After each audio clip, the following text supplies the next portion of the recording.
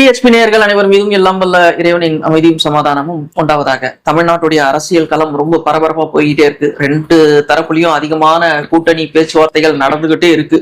இதுல மதச்சார்பற்ற கூட்டணி அப்படின்னு திமுகவை இன்னைக்கு சில பேர் சொல்லிட்டு இருக்கிறாங்க. அப்ப இந்த கூட்டணியில இருக்கக்கூடிய கட்சிகள் குறித்தும் நிலைப்பாடுகள் குறித்தும் இப்ப இருக்கக்கூடிய இந்த அரசியல் சூழல் குறித்தும் சில விஷயங்களை நம்ம எழுத்தாளர் புதுமடம் ஹலீம் அவர்களை சந்திச்சு கேட்கறதுக்காக வந்திருக்கோம். இந்த நிகழ்ச்சிக்கு முதல்ல நாம வரவேற்போம், அதுக்கப்புறம் அவர்கிட்ட தொடர்ந்து சம்பந்தமா பேசுவோம். அஸ்ஸலாமு அலைக்கும். இப்ப தமிழ்நாட்டு அரசியல் ரொம்ப சூடு முடிச்சிருக்கு. காரணம் என்னன்னா, இப்போ தேர்தல் நெருங்கிட்டு இருக்கு. இப்ப இந்த சூழ்நிலையில ரெண்டு பக்கமும் அந்த கூட்டணிக்காக சிறிய கட்சிகள் அப்புறம் சிறுபான்மை கட்சிகள் எல்லாம் அலைமோதிக்கிட்டு இருக்கிறத நம்ம பார்த்துட்டு இருக்கிறோம். இதுல திமுக பக்கம் இருக்கிற எல்லா பிரபல அரசியல், அதாவது முஸ்லிம் அரசியல் கட்சிகளும் அங்க போய் சேர்ந்திருக்கிறாங்க. காரணம் என்ன? பிஜேபியை பார்த்து பயமா? பிஜேபியை பார்த்து பயம் இல்ல, அந்த கூட்டணியில் பிஜேபி இருக்கிறது. நம்ம பொதுவா என்னன்னா, பிஜேபியோட ஒட்டும் இல்லை உறவும் இல்லை. ஏனென்றால் இன்னைக்கு இந்தியா முழுவதும் இஸ்லாமியர்களுக்கு விரோதமான ஒரு போக்கை வெளிப்படையாக செய்யக்கூடிய கட்சி என்பது பாஜக. அதற்கு மிகப்பெரிய உதாரணம் அவர்கள் ஆளுகின்ற மாநிலங்களில் அவர்கள் செய்கின்ற அத்தனை செயல்களும் நம்ம பார்க்கிறோம், கண்ணால பார்க்கிறோம். அப்ப தமிழ்நாட்டில் பாஜக கூட்டணி என்பது அதிமுக கூட்டணி, பாஜக கூட்டணிலாம் ஒண்ணுதான், இந்திய கூட்டணி. அப்போ ஒரு திமுகவா அதிமுகவா என்று பார்க்கும் பொழுது நாம் மிக எளிதான ஒரு பதில், நாம் திமுக கூட்டணியை தான் ஆதரிக்க வேண்டிய இடத்தில் இஸ்லாமிய சமூகம் இருக்கிறது. ஆனா அதிமுகவும் நம்பகத்தன்மை வாய்ந்த ஒரு கட்சி தானே, கடந்த காலங்களில் சிந்தனை கொண்ட ஒரு கட்சி. கடந்த காலங்களில் உங்களுக்கு கிட்டத்தட்ட 50 ஆண்டுகள ஆட்சி தமிழ்நாட்டில் திராவிட கட்சிகள் தான் மாறி மாறி ஆட்சி செய்திருப்பதை பார்க்கிறோம். ஒவ்வொரு காலகட்டத்திலையும் இதே இஸ்லாமிய கட்சிகள் திமுக அதிமுக என்று மாறி மாறி பயணப்படுவது என்பது இயல்பு.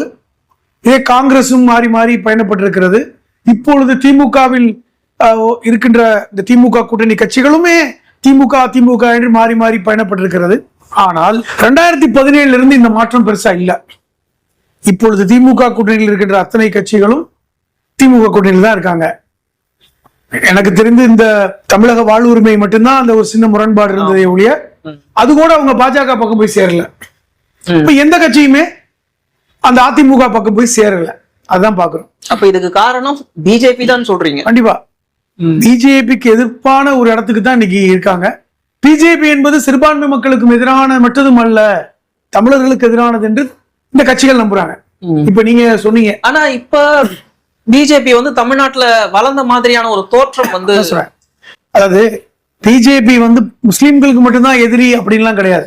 அப்படி பார்த்தால் ஏன் இத்தனை கட்சிகள் திமுகவில் இருக்கணும்? பெருமை சிறுபான்மை கட்சிகள் மட்டும் திமுக இருக்க வேண்டியதானே?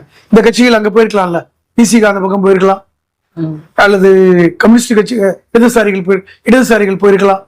காங்கிரஸ் போகாது, அப்கோர்ஸ் மற்ற எத்தனையோ கட்சிகள் இருக்குன்னு. ஆனால் இது தமிழர்களுக்கு விரோதமானது, பாஜக இங்க வளரக்கூடாது அப்படின்னு இடதுசாரிகள் நினைக்கிறாங்க. ஏன்னா இடதுசாரிகளுக்கு எதிரானதுதான் பாஜக.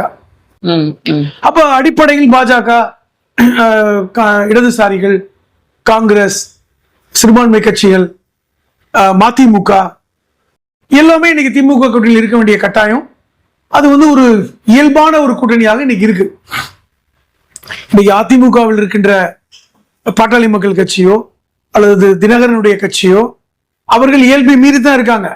அவர்களுமே அடிப்படையில் ஒருத்தர் திராவிட கட்சி, இன்னொரு பாட்டாளி மக்கள் கட்சி என்பது சமூக நீதி பேசிய கட்சி, ஒரு காலத்தில் பேசிய கட்சி, பெரியாரை குறியீடாக கொண்ட கட்சி தான். அவர்கள் எதுக்காக போயிருக்கான்னு எல்லாருக்கும் தெரியும். இப்ப இன்னைக்கு அதிமுகவுமே நீங்க சொன்ன மாதிரி அடிப்படையில் அது ஒரு திராவிட கட்சி. ஏன் பாஜகவோட அவர்கள் கூட்டு சேர்க்கப்பட்டிருக்கிறார்கள்? கூட்டு சேரல, சேர்க்கப்பட்டிருக்கிறார்கள். அப்ப அதனால இயல்பாக இன்னைக்கு இந்த தடவை 2024 சட்டமன்ற தேர்தலில் இயல்பாக இஸ்லாமிய கட்சிகள் அனைத்தும் இன்னைக்கு திமுக கூட்டணிக்கு வந்துட்டாங்க. இது ஒரு நல்ல விஷயம் தான். ஏன்னா பிரிஞ்சு நிக்கல. ஏன்னா இப்ப விஜய் கட்சி ஆரம்பிச்சதுக்கு அப்புறம், நடிகர் விஜய் கட்சி ஆரம்பிச்சதுக்கு அப்புறம் ஒரு ஆப்ஷன் இருந்ததுல, அதிமுக பக்கம் போகல, திமுக பக்கம் இந்த மாதிரி இஷ்யூ இருந்ததுன்னா சீட்டுக்காக விஜய் பக்கம் போகலாம் அப்படிங்கிற ஆப்ஷன் ஓப்பன்ல தான் இருந்தது. ஆனாலும் இந்த சிறுபான்மை கட்சிகள் அல்லது இஸ்லாமிய கட்சிகள் அது வேண்டாம், அது வாக்குகளை பிரிக்கத்தான் பயன்படும்.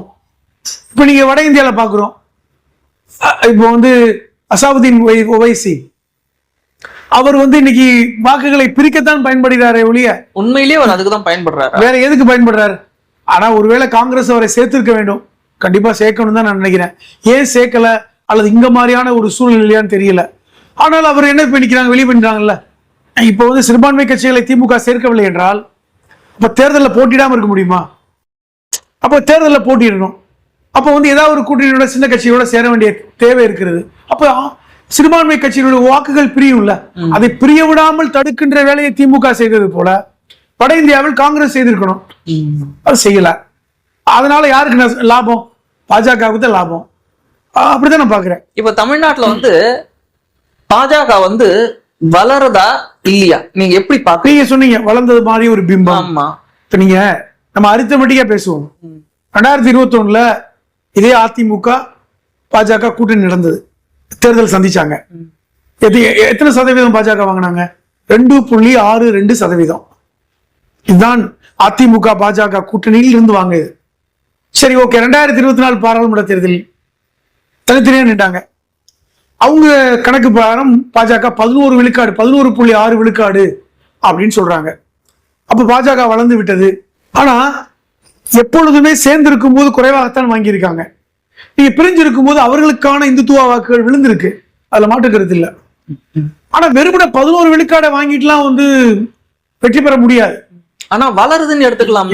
கேக்குறேன், இப்ப நீங்க வந்து ஒரு சட்டமன்றத்தில் டெபாசிட் வாங்கினா கூட 18 விழுக்காடு வாங்கணும்.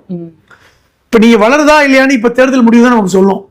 ஏன்னா இது வந்து அவர்களுக்கு ஒரு முக்கியமான தேர்தல் தான். கண்டிப்பா நீங்க சொன்ன மாதிரி 2024 பாராளுமன்ற தேர்தலை விட 11.6 வாங்கினாங்கல்ல, அதை விட 1% கூடுனா வளர்ந்துருக்குன்னு அர்த்தம். தமிழ்நாடு அப்படின்னு சொன்னாக்கா இங்க வந்து அதிகமா சமூக நீதி தான் தேர்தல்ல பேசுவாங்க. நாங்க ஆட்சிக்கு வந்தா உங்களுக்கு இடஒதுக்கீடு கொடுப்போம், நீங்க மேல வரணும், நீங்க படிக்கணும், இப்படியான ஒரு விஷயம்தான். இப்போ அந்த சமூக நீதி அப்படியே பெண்களை சார்ந்து ஒதுங்கிருச்சு. எல்லா திட்டங்களுமே இப்போ பெண்கள் சார்ந்து இருந்துகிட்டு இருக்கு, அதாவது இந்த திராவிட கட்சிகள். ஆனா பிஜேபி தனியா மத அரசியலை முன்னெடுத்துக்கிட்டு இருக்கு. 2014 அப்புறம் தமிழ்நாட்டுல மத அரசியல் இப்ப கொஞ்சம் தூக்கலாவே போயிருக்கிறதைய நீங்க பாக்குறீங்க. இப்ப இவங்க பெண்கள் பக்கம் கவனத்தை திருப்பிட்டாங்க வளர்ச்சிங்கிற பேர்ல. அவங்க மதம்ங்கிற பேர்ல அவங்க வந்து அந்த பக்கம் அப்படியே பூம் ஆகிக்கிட்டே இருக்கிறாங்க. இது ரெண்டும் எப்படி பேலன்ஸ் பண்ணி இங்க மக்கள் வந்து ஓட்டுக்கு வருவாங்க? அரசியல் எப்படி மாறும்? மத அரசியலை முன்னெடுத்துத்தான் அவர்கள் வட இந்தியாவில் வெற்றியை பறித்திருக்கிறார்கள். இப்ப இங்க கூட்டமும் வர ஆரம்பிச்சிருக்கு. அதுதான் நான் சொல்ல வரேன். வெற்றியை பறித்து அவர்களுக்கு அது ஒரே ஃபார்முலா தான், அதை தாண்டி அவர்களுக்கு இல்ல. அப்ப அதை தாண்டி சொல்வதற்கு அவர்களுக்கு ஒண்ணும் இல்லை. வளர்ச்சியை பத்தி அவர்கள் பேசுவதில்லை. அப்ப திருப்பரங்குன்றம் என்பது கூட மத அரசியல் நமக்கு தெரியும். திருப்பரங்குன்றத்தை முன்னிறுத்துறாங்க. திருப்பரங்குன்றம் இன்னொரு அயோத்தி என்று சொல்கிறார்கள். அந்த திருப்பரங்குன்றத்துக்கு முன்னாடி அந்த கோயம்புத்தூர்ல சிலிண்டர் வெடிச்சது பாருங்க, அங்கேயே அவங்க வந்து டக்குன்னு கூட்டத்தை கூட்டினாங்க. அதுக்கப்புறம் திருப்பரங்குன்றத்துல அதை விட அதிகமான இல்ல அது இந்த கூட்டம் எல்லாம் நீங்க திருப்பரங்குன்ற மக்களா வந்து கூட்டினாங்க இல்ல. இருந்தாலும் தமிழர்கள் தானே, வெளியில இருந்து வர்றாங்கல்ல, அதானே நம்ம சொல்றோம். ஒட்டு மொத்தமா எங்கேனாலும் போய் கூடுறதுக்கு ரெடியாகி கூட்டிட்டு போறாங்க. திருப்பரங்குன்றத்துல நண்பர் ஒருத்தர் சொன்னாரு, திருப்பரங்குன்றத்துக்கு போராட்டம் பண்ண ஒருத்தர் எங்க ஊருக்காரன் கிடையாது, அந்த ஊருக்காரரே சொன்னார். என் கூட நெருக்கமான நண்பர். போராட்டம் பண்ணதை பத்தி நான் அவரிடம் கேள்வி கேட்டேன், என்ன நீங்க அப்பா இவ்வளவு நெருக்கமா நம்ம இருக்கோம், எப்படிப்பா நீங்க எல்லாம் அப்படி பண்றீங்கன்னு. அவர் சொன்னது இதுதான், திருப்பரங்குன்ற பிரச்சனைக்கு வந்த கூட்டத்தை நான் பார்த்தேன், எங்கெல்லாம் எங்க ஊருக்காரனே கிடையாது, எல்லாம் வெளியூர் வந்து இறங்கிட்டு அன்னைக்கு ஈவினிங்கே கிளம்பி போயிட்டானுங்க. அப்ப தமிழ்நாட்டுல இருந்து அங்கங்க வந்து ஒரு 10,000 பேரை கூட்டுறது, இதே ஆட்கள் தான் இன்னொரு இடத்துக்கு போவாங்க. தமிழ்நாடு முழுவதும் இவர்கள் போவதற்கென்றே ஒரு 10,000 பேர் ரெடி பண்ணி வச்சிருக்காங்க. இதுதான். அப்ப இந்த மத அரசியல் தமிழ்நாட்டுல செல்லுபடி ஆகல. நீங்க திருநெல்வேலியில் இப்ப கூட பாஜகவுடைய சிறுபான்மை மாநாடு கூட நடந்துச்சு. இந்த 3-4 பேர் இருக்காங்கல்ல, மொத்தமே 3-4 பேர் இருக்காங்க, அவங்க எல்லாம் சேர்ந்து போடாங்க. பார்த்தா ஏற்பட்ட காலி சேர் இருந்தது. ஆமா, அது இன்னைக்கு பெரிய அளவுல போட்டு அவங்களுக்கு ஒண்ணு பேச முடியல. அவங்க அந்த இஃப்தார் விருந்து வச்சாங்களே பாத்தீங்களா, அதான் மொத்தமே அங்க ஒருத்தர் தான் உட்காந்துட்டு இருந்தாரு, மத்த யாருமே வந்து அங்க முஸ்லீம் இல்ல. ஒருத்தர் வந்து அந்த கீழே கடையில வேலை பார்க்கிறவர் 2 பேரா, ஒருத்தர் மட்டும் அந்த சிறுபான்மை பிரிவுடைய மாநில செயலாளர் கல்வாரி தியாகராஜன் சொல்லி இஃப்தாருக்கு வச்ச விஷயம் பாத்தீங்களா, ஐட்டம் ஃபுல்லா பிஸ்கெட் பாய், மேரி பிஸ்கெட்டையும் கிரீம் பைட்டையும் யார். அதை விட இன்னொரு கொடுமை இருக்கு, இஃப்தாரே வந்து மாலை 4 மணிக்கோ 4:30 மணிக்கு இஃப்தார் பண்ணிருக்காங்க. அப்படியா? அது தெரியாதா உங்களுக்கு? அப்படியா? பட்டவர்த்தனமா டயத்தோட போட்டாங்க. ஓ, வெளிச்சத்தோட இருக்கு, சூரியன் மறையல. ஓகே ஓகே, இப்ப இஃப்தாருக்கு குறைந்தபட்சம் சூரியன் மறைஞ்சிருக்கும்ல, சூரிய வெளிச்சத்தில் இஃப்தார். Very good. இப்ப அதனால வந்து அந்த இஃப்தாரை நம்ம ஒன்றும் கன்சிடர் பண்ண தேவையில்லை. இப்ப இங்க மத அரசியல் ஈடுபடல அப்படிங்கிறது ரொம்ப முக்கியம். அதை நீங்க பார்க்கணும். இரண்டாவது, இன்னைக்கு அதிமுக வேற வழி இல்லாமல் பாஜகவோட இருப்பதை நம்ம பாக்குறோம். அதனால மத அரசியல் இங்க ஈடுபடாது. நீங்க வந்து என்னதான் அவங்க வந்து நீங்க சொன்ன மாதிரி வளர்ச்சி அடைஞ்ச மாதிரி ஒரு பிம்பத்தை எல்லாம் கட்டமைச்சா கூட அது தமிழக மக்கள் ஏத்துக்க மாட்டாங்க அப்படிங்கிறது. சரி, ஆனா இப்போ வளர்ச்சிங்கிற பேர்ல ஒரு ஒரு ஒரு கட்ட வரைக்கும் நல்லா போய்கிட்டே இருந்தது. இந்த சமுதாயத்துக்கு இடஒதுக்கீடு, அந்த சமுதாயத்துக்கு இடஒதுக்கீடு அப்படிங்கிற மாதிரி இவங்களுக்கு வந்துட்டு தேவையான சலுகைகளை கொடுக்கறது அப்படிங்கிற மாதிரியான விஷயங்கள்லாம் முன்னெடுத்துக்கிட்டு இப்ப கடந்த 10 வருஷமா வளர்ச்சிங்கிற பேர்ல பெண்களை மையப்படுத்திய திட்டங்கள் வகுக்கப்படுது. என்ன காரணம்னா, பெண்களுடைய வாக்குகள் நமக்கு வந்து விட்டால் வெற்றி கிடைத்துடும் நம்புறாங்க. ஆனா இது ஒரு ஆபத்தானது இல்ல. எல்லா அரசியல் கட்சியும் நம்புறாங்க. இது இந்த கட்சி அந்த கட்சியெல்லாம் நான் சொல்ல விரும்பல. எல்லா கட்சிகளுமே பீகார்ல தேசிய அளவுல இருக்குது. பீகார்ல பெண்களுக்கு 10,000 சொல்லி போட்டாரு நிதிஷ்குமார். அவர் போட்டவர் இப்ப ஆள் இல்லைன்னு வைங்க, ஆட்சிக்கு வந்துட்டு அவரு பதவி விட்டு போயிட்டாரு. அது மாதிரி எடப்பாடி சொல்லியிருக்காரு, நாங்க வந்தா 10,000. அவரும் ஒருவேளை வெற்றி பெற்றா அவரும் போயிடுவாரு. சரியா தவறா நீங்க என்ன நினைக்கிறீங்க? இது சரி தவறை விட பெண்களை முன்னிறுத்துறாங்க என்பது ஒரு வகையில் சரி, ஒரு வகையில் தவறு. எப்படி பாக்குறேன்னா, ஒரு வகையில் தவறு என்றால் இலவசங்களை கொடுத்து இலவசங்களை வைத்து மட்டுமே பெண்களை படைமாற்றம் செய்து விடலாம் என்று நம்புவது. ஆனால் பெண்களுடைய சக்தி முக்கியம் எல்லா கட்சியும் உணர்வது. இன்னைக்கு பெண்களுக்கு 33 விழுக்காடு கொடுக்கணும், இன்னும் பெண்கள் சட்டமன்ற உறுப்பினர்களா அதிகம் பேர் போகணும், அவங்களுக்கான வேலை வாய்ப்பு கொடுக்கறத பத்தி நான் பேசவே சொல்றேன். சோ பெண்களுக்கான எம்பவர்மெண்ட், பெண்களுக்கான எம்பவர்மெண்ட்டை கொடுக்கணும். அதெல்லாம் ஒரு காலத்துக்கு வரும். நீங்க எத்தனை காலத்துக்கு நீங்க வந்து அதை பத்தி நான் பேசவே இல்லை. அதெல்லாம் கரெக்ட், அதெல்லாம் கொடுக்கறத பத்தி நான் பேசல. ஆனா வளர்ச்சிங்கிற பேர்ல ஒட்டுமொத்தமாவே பெண்களை மையப்படுத்திய ஃப்ரீ பஸ், மாசம் இவ்வளோ, இப்ப எங்க வந்து நிக்குதுன்னா பெண்களுக்கு ஃப்ரிட்ஜ் கொடுக்குற அளவுக்கு வந்து நிக்குது. இதுதானே அரசியல் தான். இது வந்து எங்க போகும்னா, நீ அடுத்த இடத்துக்கு போயிடும். நீ ஃப்ரிட்ஜ் கொடுக்கும், அதுக்கப்புறம் அடுத்து எங்க போவீங்க?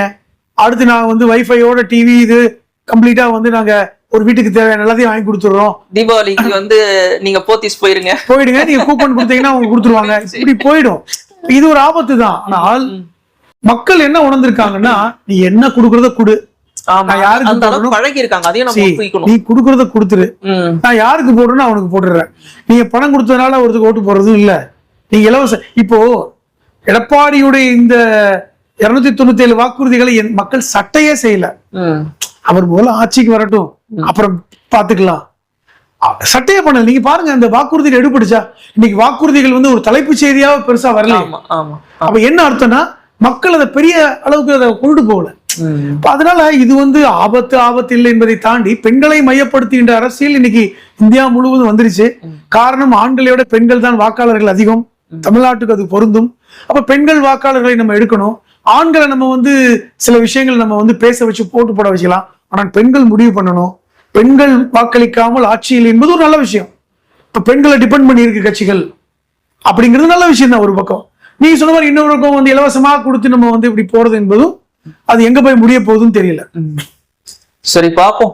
இந்த தேர்தல் வரும்போதுதான் யார் யாரு எந்தெந்த இடத்துல இருக்கிறாங்க, யார் யார் வளர்ந்துருக்காங்க, யார் யார் பலகீனமா இருக்கிறாங்க அப்படிங்கிற அந்த ஒரு விஷயம் வர்ற தேர்தல்ல தெரிஞ்சிடும். பாப்போம். உங்களுடைய கருத்துக்களுக்கு